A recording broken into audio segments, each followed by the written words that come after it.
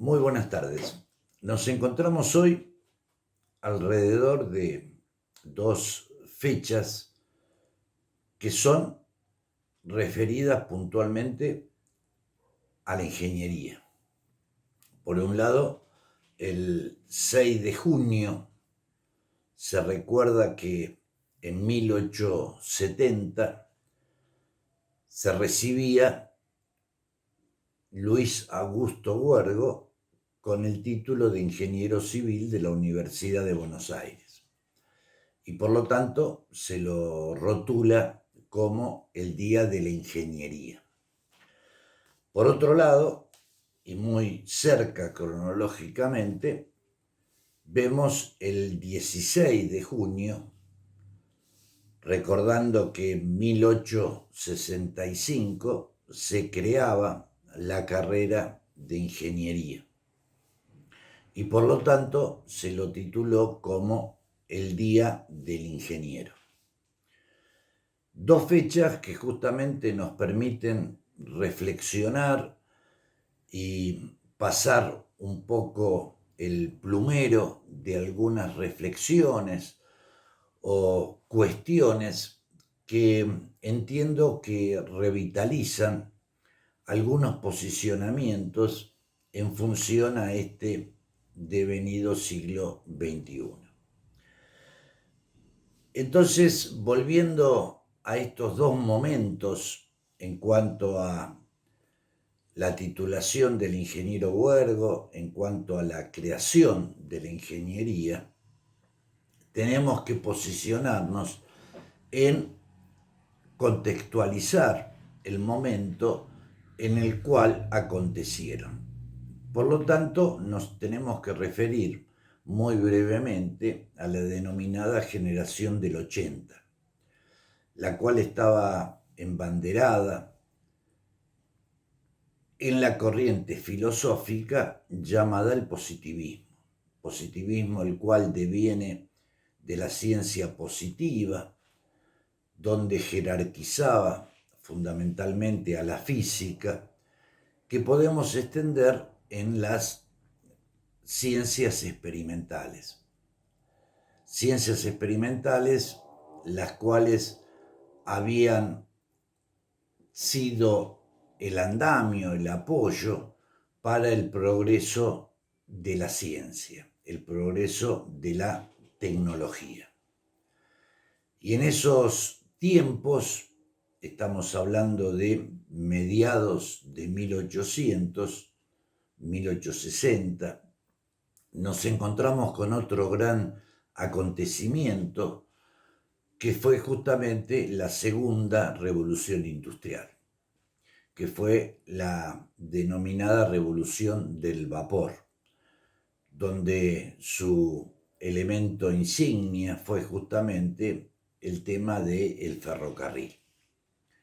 De esta forma encontramos que nuestros dirigentes se encolumnan entonces en promover la tecnología. Dicha tecnología, de alguna manera, estaba dada en que iba a traer progreso y este progreso desembocaba entonces en el confort, en el bienestar de la sociedad. Y por lo tanto, promocionó, como vemos, a quien era el hacedor justamente de la tecnología. Por lo tanto, va a impulsar la carrera de ingeniería. Así entonces encontramos que el decreto que avalaba la creación de la carrera de ingeniería en la Universidad de Buenos Aires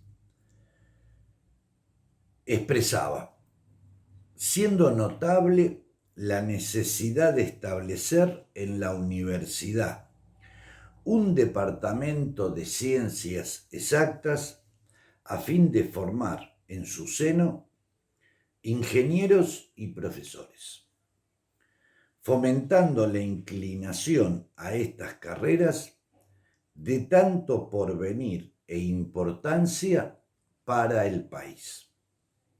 el gobierno, consecuentemente en su propósito de promover todas las ramas de la enseñanza, elevando la universidad a la altura reclamada por la actualidad.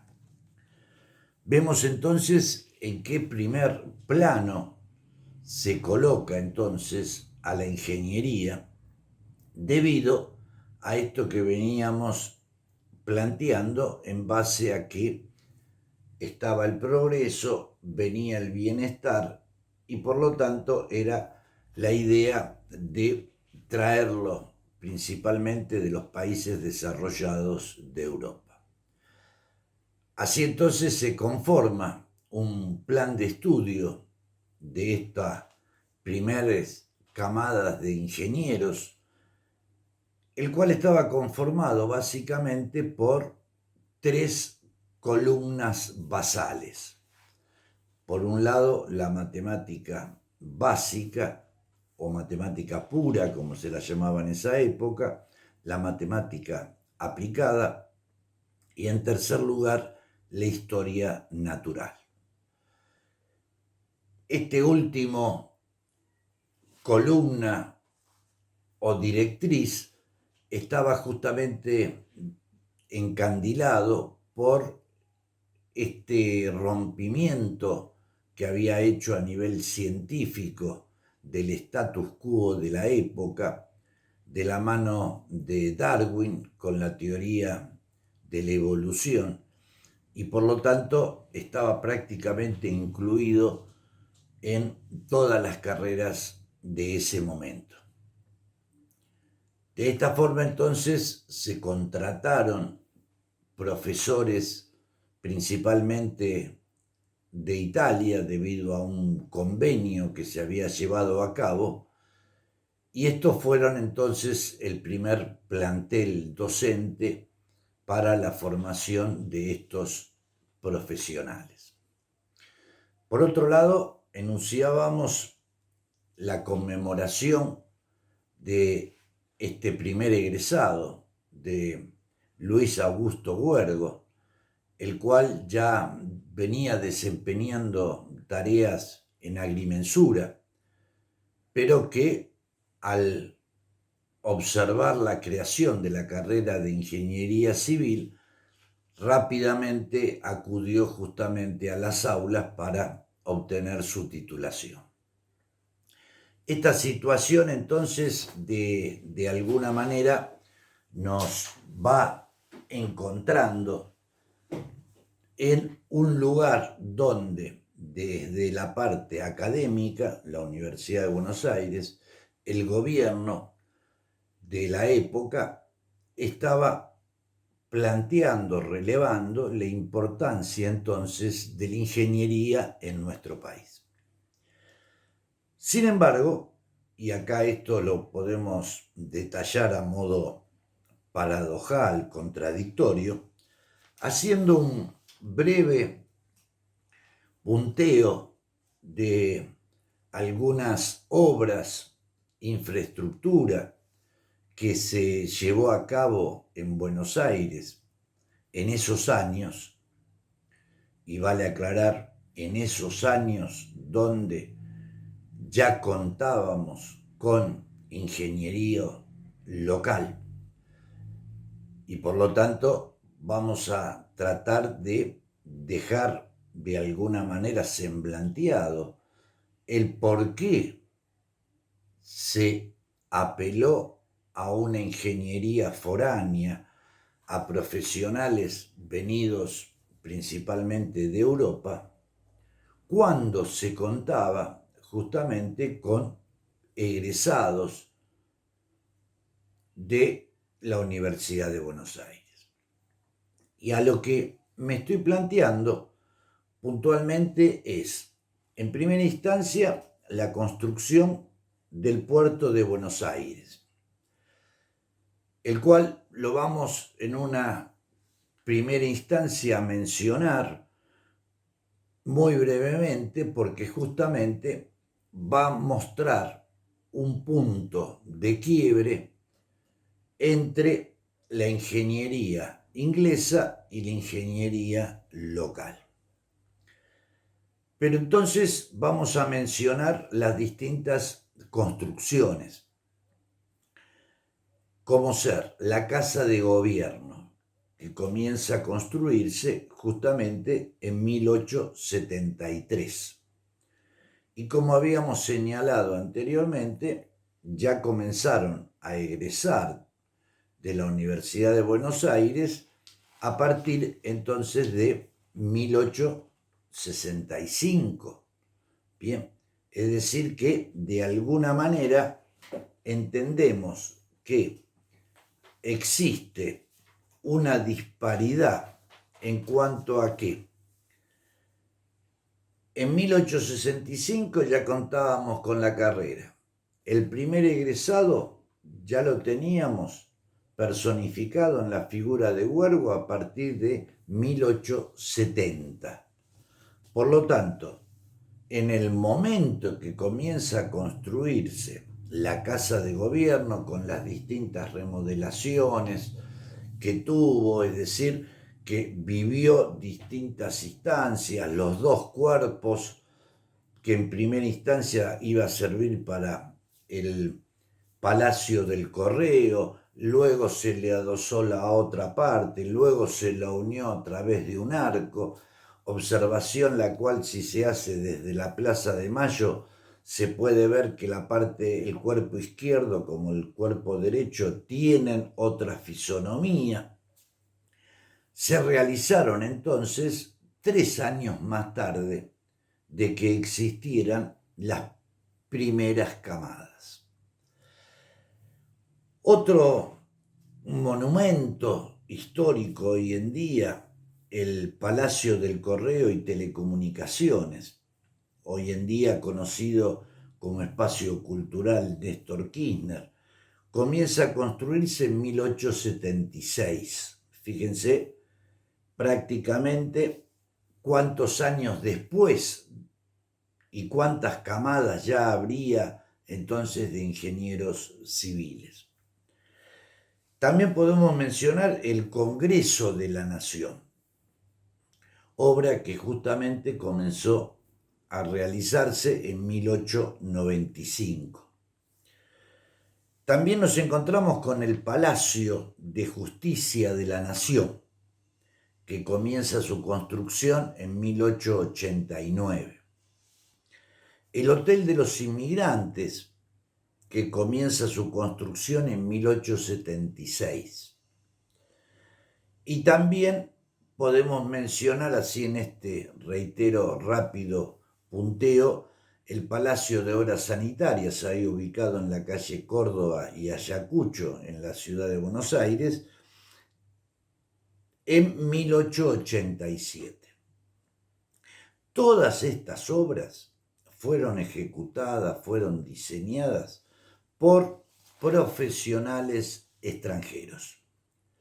Acá entonces nos encontramos, como yo planteaba, con esta dicotomía, con esta paradoja, ¿no es cierto? Por un lado, fomentar la carrera de ingeniería, por otro lado, este tema de contratar profesionales extranjeros.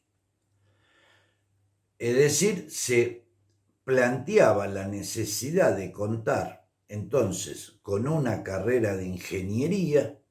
Sin embargo, al momento, a la hora de la ejecución de las obras, se prefería entonces traer gente de afuera. Esto, de alguna manera, resulta entonces contrastado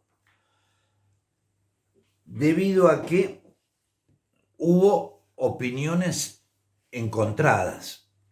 Y acá entonces retomo la figura de Luis Augusto Huergo en base a esta controversia dada en torno al puerto de Buenos Aires.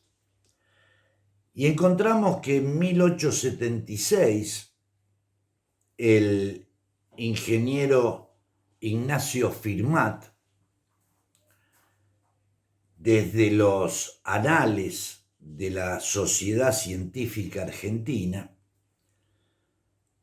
planteaba: las comisiones del Congreso deben estar formadas por las únicas personas competentes para opinar sobre los problemas portuarios: los ingenieros. El país está aburrido de notabilidades extranjeras. Los ingenieros argentinos pueden perfectamente hacerse cargo del problema. Y acá entonces nos colocamos en la situación dada en torno a la construcción del puerto de Buenos Aires. Existía una urgencia debido a que, como estábamos cercanos a los festejos del centenario de 1910, a uno de los aspectos que se había puesto el acento era que al recibir personalidades, gobernantes extranjeras, había que recibirlos justamente en un puerto con una infraestructura acorde al progreso que se estaba tratando de impulsar en nuestro país. Por lo tanto, aparecieron distintos proyectos. En el caso puntual, un hábil comerciante, Francisco Madero, venía propiciando desde hace tiempo, debido a que justamente afectaba puntualmente a la entrada y salida de mercadería que él tenía que realizar a través del puerto. Nuestro puerto, desde la época del virreinato, era bastante humilde y fundamentalmente estaba construido sobre madera, la cual justamente a través de las inclemencias del río, del tiempo, generalmente terminaba deshecho. Por lo tanto, Madero presentó a lo largo del tiempo bastantes proyectos para construir un puerto de una determinada envergadura. Así entonces van a chocar el proyecto de Madero, que como recién lo enuncié, resultaba un próspero comerciante, pero que había contratado a unos ingenieros ingleses y paralelamente había conseguido los préstamos necesarios de la Baring Brothers. Baring Brothers, la cual nos debe resonar debido a que para 1824, bajo el gobierno de Bernardino Rivadavia, había promocionado nuestra primera deuda externa. La Baring Brothers sabemos que siguió de alguna forma a lo largo de 1800 encorsetándonos económicamente. Y el puerto de Buenos Aires, la construcción del puerto de Buenos Aires fue justamente un claro testigo de esta situación. Vale aclarar que justamente económicamente el costo fue elevado 3 veces de lo presupuestado inicialmente. Este proyecto resultó ganador, vencedor de la propuesta justamente de Huergo, el cual de alguna manera, según las declaraciones que hicieron luego especialistas del tema, avalaban que se iba a ver desbordado. Lamentablemente, y acá nos avanzamos en el tiempo, nos damos cuenta cómo desde su inicio la ingeniería, aún teniendo instancias gobernantes que la promocionaban, en los hechos no se efectivizó. Entonces, en estas situaciones que ya arribados al siglo XXI nos encontramos, vistos en forma de encontrar las competencias, los conocimientos que la ingeniería debe de alguna manera contener en una formación acorde, nos encontramos que estamos desamparados con la idea fundante, que es, primero tenemos que encontrar para respaldarnos y por lo tanto responder con una ingeniería que esté a la altura de las circunstancias, con un proyecto a nivel nacional. Es decir, ¿qué es lo que va a acontecer con la Argentina a nivel tecnológico dentro de 10, 15 o 20 años? Y ahí sí, entonces, instaurar cuál es la formación adecuada para este tipo de profesionales para que acompañe convenientemente. Bueno, creo que hemos podido entonces reflotar un poco el espíritu de estas dos fechas tan trascendentales para la ingeniería en nuestro país. Gracias y hasta luego.